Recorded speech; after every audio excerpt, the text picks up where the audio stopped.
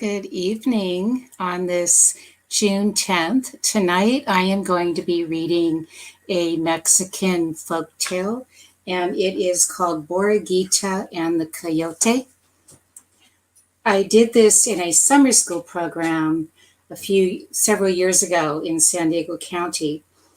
The book is illustrated by Petra Mathers, and the story is written by and retold by Verna Aardema. And this is the cover of the book.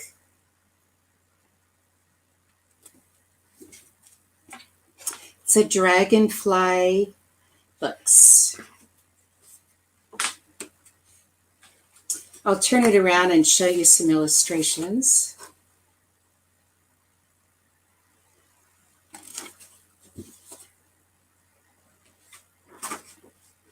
Borreguita and the Coyote, a tale from Ayulta, Mexico, retold by Verna Aardema and illustrated by Petra Mathers.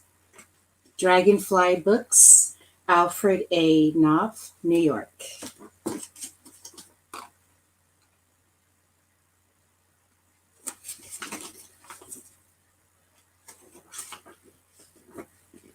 So there's a glossary of terms. Ayutla is a city in western Mexico, and it has pronunciations. So here it's called Mexico.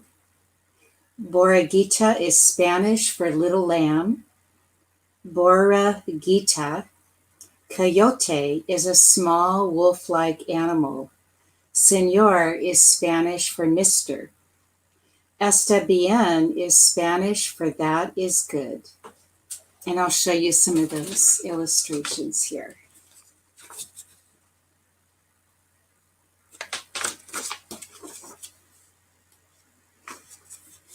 On a farm at the foot of a mountain, there once lived a little ewe lamb. Her master called her simply Borreguita, which means little lamb.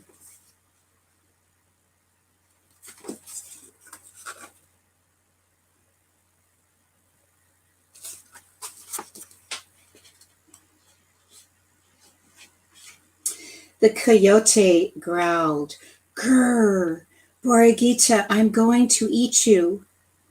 Borreguita bleated, "Bah, bah, oh, Señor Coyote, I would not fill you up. I am as thin as a bean pod. When I have eaten all this clover, I shall be fat. You may eat me then." Coyote looked at the skinny little lamb and the wide clover field. "Está bien. That is good," he said. "When you are fat, I shall come back."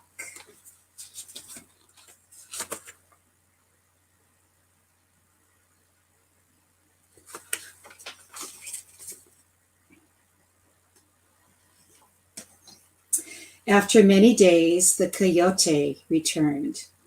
He found the lamb grazing in a meadow. He growled, "Grrr, Borreguita, you are as plump as a tumbleweed. I am going to eat you now." Borreguita bleated, "Bah, bah, Señor Coyote, I know something that tastes ever so much better than lamb." "What?" asked Coyote. "Cheese," said Borreguita. "My master keeps a round of cheese on his table. He eats it on his tacos." The coyote had never heard of cheese, and he was curious about it. "How can I get some of this cheese?" he asked. And Borreguita said, "There is a pond at the end of the pasture. Tonight, when the moon is high, meet me there, and I will show you how to get a cheese." "Está bien," said Coyote. "I will be there."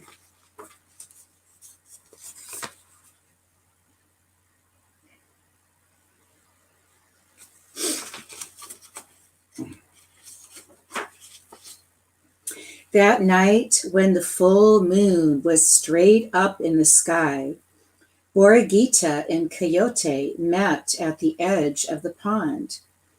There, glowing in the black water, was something that looked like a big round cheese. "Do you see it?" cried Borreguita. "Swim out and get it."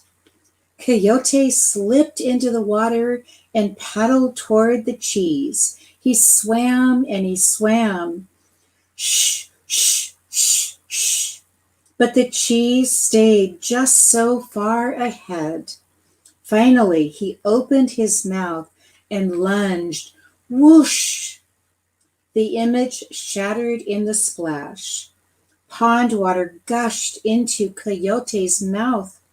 Coughing and spluttering, he turned and headed for the shore.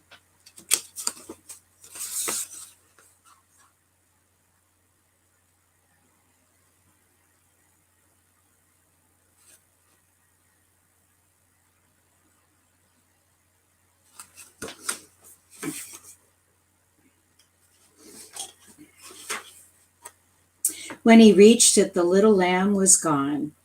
She had tricked him. Coyote shook the water off of his fur. Fray, fray, fray. Then he looked up at the big cheese in the sky and howled, "Awoo!"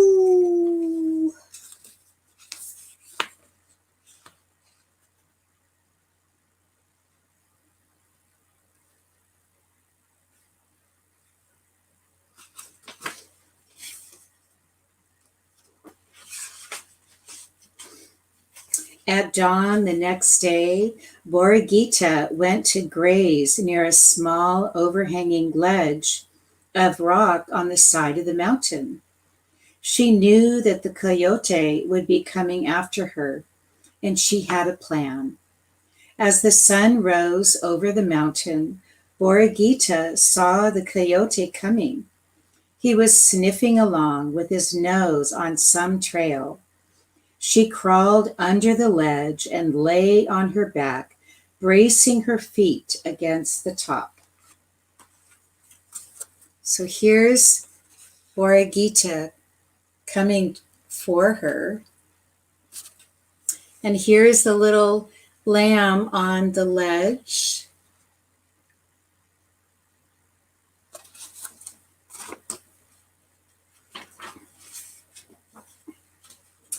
When the coyote found her, he growled, "Grrr, Borreguita, I see you under there. I'm going to pull you out and eat you." Borreguita bleated, "Bah, bah, Senor Coyote, you can't eat me now. I have to hold up this mountain. If I let it go, it will come tumbling down." The coyote looked at the mountain. He saw that the lamb was holding it up.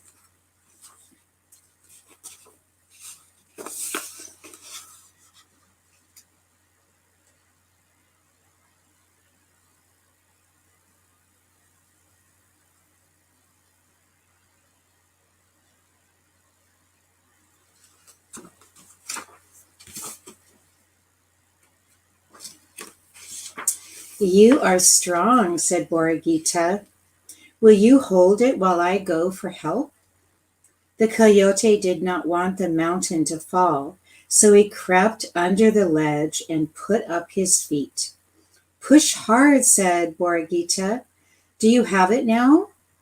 "I have it," said Coyote, "but hurry back. This mountain is heavy."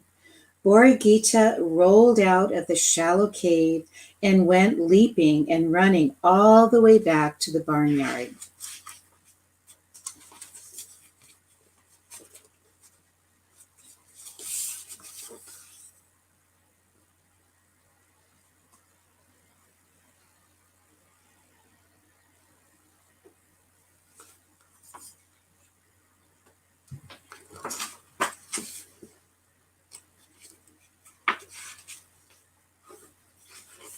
Coyote held up that rock until his legs ached and he was hungry and thirsty.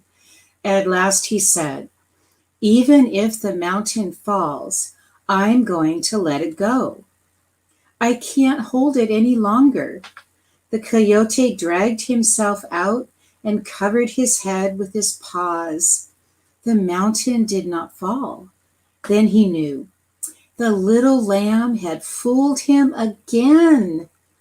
Coyote sat on his haunches and howled. "Awoo!"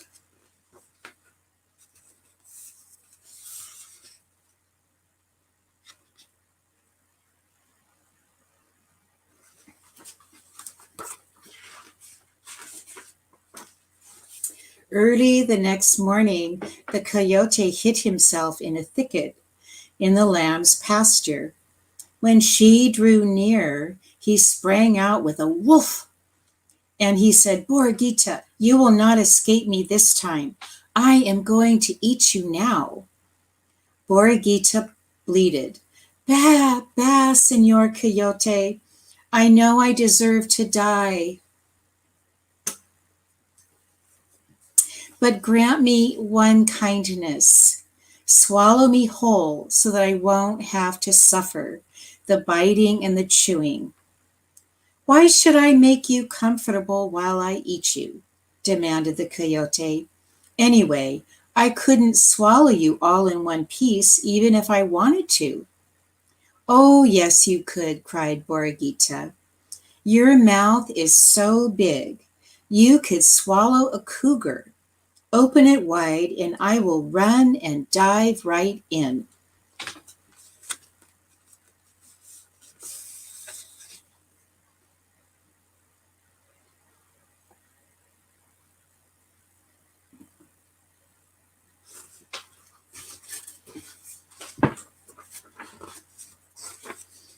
So Coyote opened his mouth wide and braced his feet.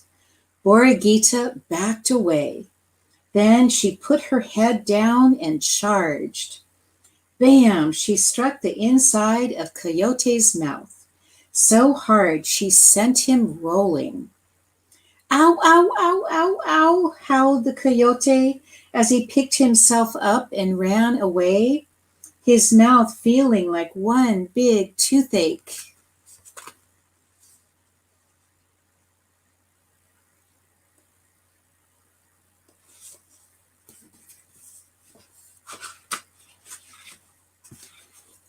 And then from that day on, Borreguita frisked about on the farm at the foot of the mountain, and Coyote never bothered her again.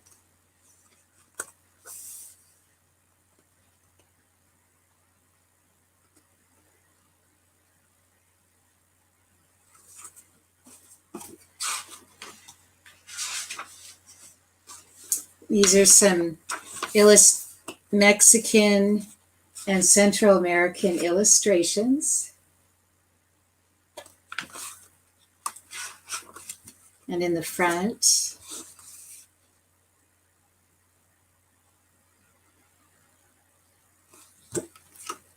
here's the cover. Tomorrow evening, I'm going to read The Samurai's Daughter by Robert D. Sansucci and pictures by Stephen T. Johnson. And it's a picture puffins book. I'll read just a little bit of the back, the review, and it says, "I am the daughter of a samurai. I must go where loyalty requires." Tokoyo vows to join her father, a noble samurai, after he is exiled to a lonely island. But between daughter and father lies a journey fraught with dangers, both natural and supernatural. Fierce bandits, a ship of ghosts, an evil sea demon. Stephen T. Johnson's lush paintings illuminate this tale of courage and endurance, retold from a medieval Japanese legend.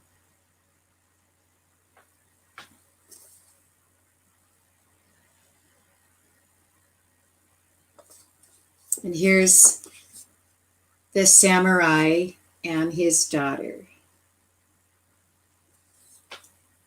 So I look forward to seeing you tomorrow.